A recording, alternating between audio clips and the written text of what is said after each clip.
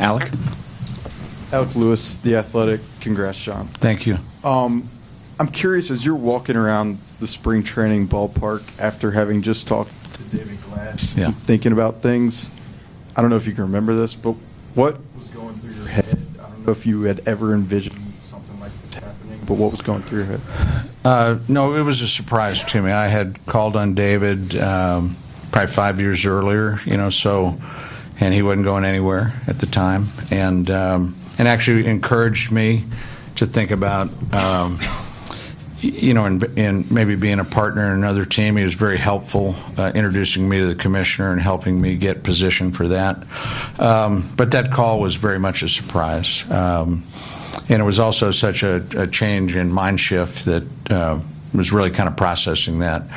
And I kind of kept it to myself for a while.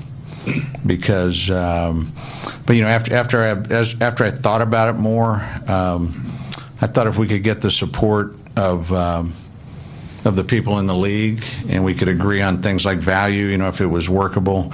As much fun as I was having in Cleveland, this is kind of a generational opportunity and very compelling to do it in your hometown. That didn't happen in a day by any means. I mean, again, great partners in Cleveland, really good people to work with and for. But this is a special opportunity here. Neil. Mr. Sherman, Neil Jones from Channel 5. Yeah. Congratulations. Thank you. For those of us of a certain age, we could recall coming to the ballpark most nights or most days and seeing the Kauffman family with Mr. Kauffman front and center along with his wife and Julia Irene and he was a fan. I mean, when there was a bad call, he's up yelling at the umpires. Yeah. It's a home run. And there was something, and I remember talking to ball players at that time, and they said, oh, no, we're very aware. We've got a big fan up there. No one can predict the future, but are you going to be a guy who's going to be visible at the ballpark where we can see you throwing stuff? Yeah, I think so. There are some guidelines on owner decorum today, but see, you don't want to be the story. That's kind of the rule. But no, I think that not only me, I think we have an ownership group here that is very, very passionate about this team. And some of them, we actually have a couple of generations in our ownership team. Some of them probably more connected to that 85 era, some more connected to the 14, 15, or they came to the 85 era with their dad, and they came to the 14 and 15 era with their kids. And so I think you will see an active owner's suite, and you'll see us around the ballpark. Greg? Mr. Sherman, Greg Ekman, KCUR. Yeah. I wanted to ask you, because you've been described as a very low-key individual, and now that you're the majority owner of a Major League Baseball team, how would you describe your comfort level with being in the public eye now? Well, the term low-key is relative. You could ask some of these guys over here that I've worked for a while. Being in the public eye, it's not something that I mean, like I said, you'll be talking to these guys more than me, but by the same token, I think this responsibility, I plan to be available, when needed and when's necessary. But no, it's not. I don't really.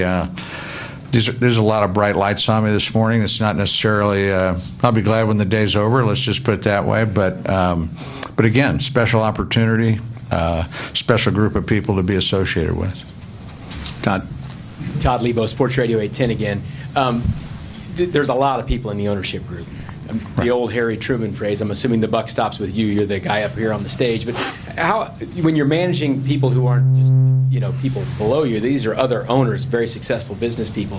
How are you guys kind of go through those kind of decisions? I'm assuming you're the final decision on how will we go through those decisions? Yeah. Well, first of all, this is a special group. I mean, I know most of them very well. I know some of them less so, but all people that have been vetted and diligenced, and people with expertise in finance and business, entrepreneurs, sports business. Paul Edgerly is here today. He's on the board of the Boston Celtics. Grew up here, went to K-State. Also on the board of AS Roma, the soccer team in Italy. Kent McCarthy's not here today. He is part owner of the Sacramento Kings. Went to KU.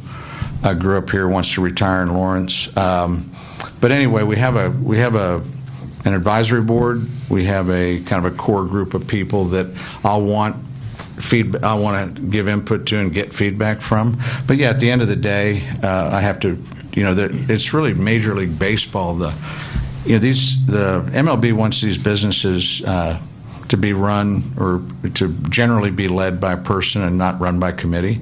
That doesn't mean we're not collaborative. I don't want to be. These are people whose counsel I greatly value. So I'll get a lot of feedback from them, along with the professionals that we on the staff. But at the end of the day, yeah, you can hold me accountable for those decisions. Flanny? John, just curious what your impressions are of the team on the field, the talent on the field, and how far you think they are away from being a playoff contender again. That actually is a question that I think like everybody else, we have a core group of talented position players. We have some players this year that kind of had breakout years. We have some holes to fill, and we've talked about that. We got some good young people in the system, but maybe I don't know. I probably rely on date. That's kind of my feeling as a fan. A lot of way, as a fan, and I'm hopeful that. But these are the professionals that'll tell me, how quickly can we bring that talent up? How do we manage their careers, and when will they be ready? And I'd probably defer to you guys in terms of timing.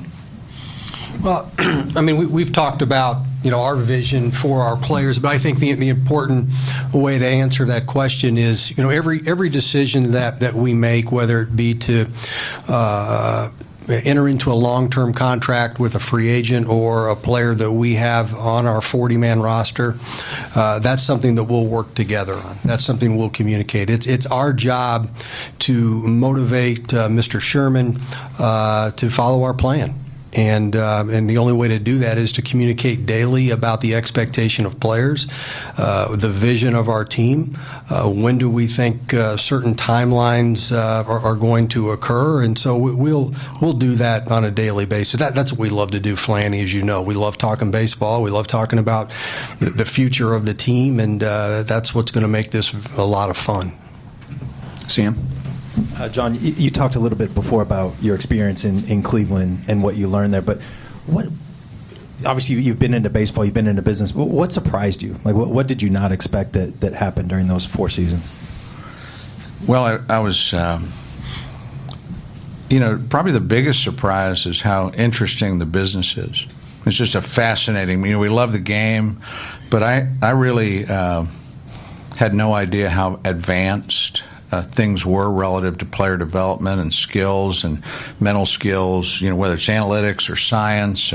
It also made me recognize the pressure that some of these young ball players are under. These are freakishly talented people, but that alone won't do it. There's a big mixture of things that determine whether they're successful. But we have, I think the game is developing all kinds of tools around trying to help them, whether it's technology and development, behavioral science, mental skills, dealing with, it's interesting. We have a deep sports psychology group over in Cleveland, and the two things that, Major League Baseball players grade the highest on kind of relative to the population are resiliency and the ability to deal with adversity, and then also I think they call it trait anxiety. Low anxiety is important in this game. Can you be in the moment, whether you're a pitcher or whether you're in the batter's box? That stuff was just fascinating to me, and so it made the business more interesting. There's lots of ways to make money, but this, you love the game, and it's just I kind of consider it a really intense learning experience, which I've enjoyed, and kind of look forward to doing more of that over here. Len? Len Jennings with KMBC. Congratulations, Don. Thank you. When did your desire to become an owner begin? And secondly, what did you learn maybe specifically in Cleveland that you're looking forward to implement here in Kansas City? when did the interest in being an owner begin? You know, after I sold control of my company in 2013, always liked sports. I had made friends with Paul Edgerly, who I mentioned earlier. Grew up here. He was close to a couple of investors in our company. He kind of helped me get my head around the investment thesis, which was interesting, very different from anything I had done before from a business standpoint. Love the game, so it's kind of the intersection of sports and business. But actually, when one of the early meetings that I had was with David Glass back in 2014, and he actually was the one encouraging me to kind of find, if you could find a spot to kind of get in the game, it would help you. The Cleveland deal was kind of unrelated to that, in that the Dolan family, Paul Dolan's the control person there. They wanted a partner with a business background that knew how to connect with a community, and so we went. So that's kind of how that started, and obviously enjoyed it. The second part of your question was what? Was something you said you learned a lot in Cleveland? Is there something specifically that you learned that you're looking forward to implement here in Kansas City? You know, I think first of all, I learned with Paul Dolan, I could see the joy of getting to do this in your hometown. You know, my partner, I could tell how meaningful that was for him to get to do that in his hometown. You know, I think the baseball gods have to smile on you, but in a small market, I think it's the things we talked about: evaluate and draft well, develop well, make strategic moves at the proper time, keep people healthy. You know, I think wellness and recovery is another part of the science that people are investing heavily in. Vahe? Hey, John. Yeah. Congratulations, Vahe Gregorian from the Star. Thank you, Vahe. You've used the term several times, hometown, for Kansas City, and obviously it's come to feel that way for you. Can you just elaborate a little bit on what's made it feel like that, how you came to feel so attached to Kansas City, since it wasn't really where you grew up? Well, I'm looking at my wife here.